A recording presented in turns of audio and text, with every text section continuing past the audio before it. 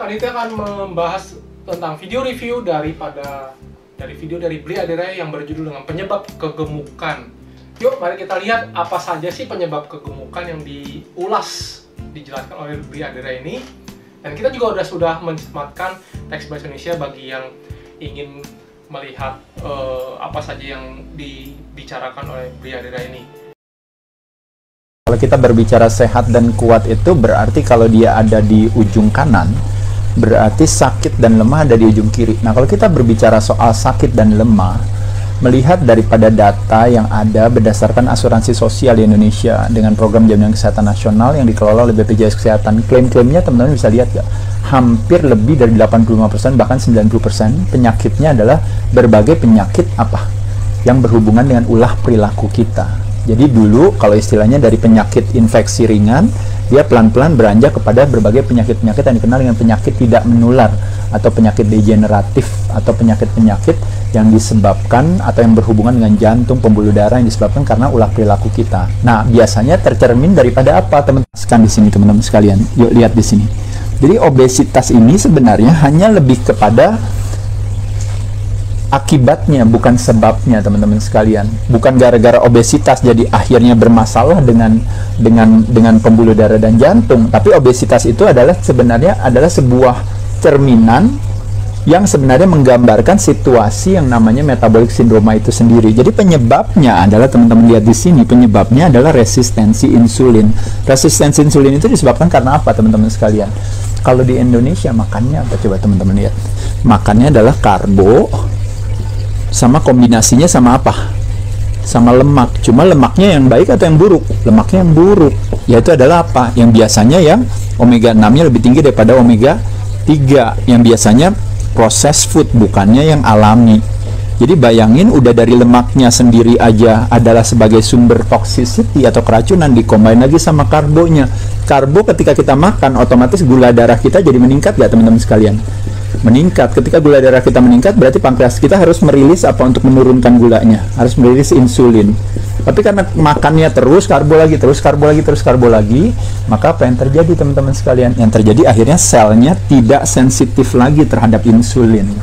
Makanya akhirnya terjadi yang namanya resistensi, penolakan terhadap insulin. Nah, penolakan terhadap insulin itulah akhirnya, makanya kenapa akhirnya disimpan ke dalam sel lemak. Makanya terjadilah si obesitas tersebut yang menggambarkan apa? Menggambarkan situasi ini, teman-teman. Akhirnya jantungnya bermasalah. Akhirnya terjadi yang namanya kronik inflamasi. Tekanan darahnya jadi gimana, teman-teman? Naik. Gula darahnya otomatis ya naik. Kolesterolnya naik gak? Naik bukan dalam arti negatif, tapi dalam arti maksudnya liver akan memproduksi kolesterol untuk apa? Untuk mencegah inflamasi itu. Makanya kenapa kolesterolnya naik. Trigliseridanya naik gak? Juga naik juga. Jadi teman-teman bisa dilihat di sini, kualitas kesehatannya naik apa turun, teman-teman? Kualitas kesehatannya menjadi turun. Disebabkan gara-gara apa? Disebabkan karena kegemukan. Dulu waktu masih gadis beratnya 40 kilo, sekarang beratnya udah 60 kilo. Yang cowok dulu waktu masih bujangan 60 kilo, sekarang beratnya udah 80 kilo. Terjadi kenaikan berapa? 20 kg. 20 kg itu setara dengan apa? Setara dengan galon. Galon berat gak, teman-teman? Berat ya, 19 liter ya. Mesti diangkat coba. Nah, teman-teman coba membayangkan tubuhnya ibarat seperti membawa galon kemana-mana. Kerasa gak di lutut? Kerasa. Berat gak di pinggang? Berat. Berat gak di leher? Berat.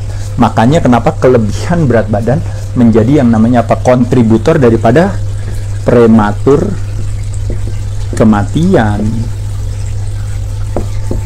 Dan juga sekarang hari ini di musim infeksi dia menjadi apa? Tuan rumah yang ramah. Nah, akhirnya kita memberikan kesempatan kepada siapa? Kepada si infeksi untuk hadir. Nah, makanya unik ya ketika hari ini teman-teman sibuk dengan melakukan protokol sehat proteksi dari luar, tapi protokol sehat proteksi dari dalam yang sesungguhnya adalah protokol kesehatan yang sesungguhnya. Menjaga keimunan teman-teman nggak lakukan, karena di rumah teman-teman ngapain? Makan lagi sembarangan lagi semuanya ya gitu ya. Ibaratnya cuci tangannya udah bener, jaga jaraknya udah bener ya di rumah, udah pakai masker dan sebagainya. Tapi teman-teman masih apa? Minum alkohol berlebihan. Tadi saya lihat di foto teman-teman saya ada yang wah minum bir di rumah banyak ya. Habis itu apalagi rokoknya jalan terus. Habis itu apalagi mengkonsumsikan makanan-makanan yang banyak banget. Akhirnya sejak bulan Maret tahun lalu sampai hari ini terjadi gak kenaikan berat badan? Naik gitu. Kalau kita berbicara gula yang meningkat, akhirnya terjadi resistensi insulin, akhirnya selnya tidak sensitif. Apa yang terjadi teman-teman sekalian? Memberikan kesempatan kepada sebuah patogen untuk bisa hadir di badan, dan akhirnya seolah-olah dia yang mendapatkan kredit, padahal sebenarnya itu yang kita lakukan sendiri. Nah, jadi apa yang mesti kita lakukan teman-teman? Nah, sekarang temanya. Saya kurus loh Mas Ade, saya dulu langsing loh Mas Ade ini apa, tapi sekarang saya gemuk kegemukan, apalagi sejak musim infeksi ini berat saya naik, dan apa yang harus kita lakukan? Teman-teman, kita lihat sekali lagi, ini yang gampang sederhana ya teman-teman. Orang selalu bilang katanya kalori yang masuk sama kalori out, kalori yang in kebanyakan, kalori yang out kedikitan katanya. Tapi apa yang terjadi sebenarnya teman-teman?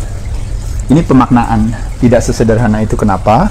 Karena sesungguhnya adalah untuk mengatasi masalah ini bukan dengan cara mengurangi dan menambah, atau misalnya dengan cara menambah olahraganya yang banyak, mengurangi makanan yang di ini. Tidak sesederhana itu. Kenapa? Karena badan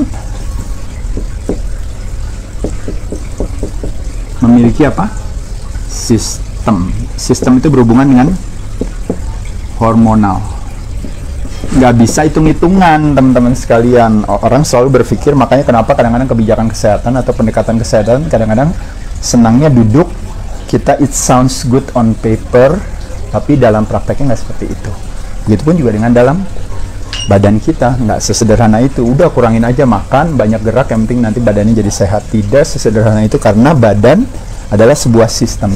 Kenapa badan sebuah sistem? Karena satu sama lain saling terkait. Makanya kenapa definisi daripada sehat bahasa Inggrisnya adalah health. Health artinya whole. Whole artinya menyeluruh. Menyeluruh artinya bukan apa? Pendekatannya bukan reduksi. Jadi bukan based on body part. Semoga bermanfaat.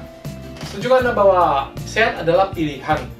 Jadi kita bebas memilih makanan yang kita konsumsi, kita bebas melakukan gaya hidup seperti apa dan aktivitas seperti apa, tetapi kita tidak bebas dari konsekuensinya. Kita tidak bebas dalam memilih hasil akhir, karena akibat dari apa yang kita konsumsi tadi, apa yang kita bebas dari gaya hidup kita tadi. Jadi intinya kita tidak, Anda mau ingin enak di depan atau enak di belakang, itu terserah dari pilihan kita. Selain itu, kita tidak bisa membayar orang melakukan push up, pull up, atau squat, tetapi kita yang mendapatkan ototnya. Jadi kita yang harus melakukan kepada diri kita sendiri.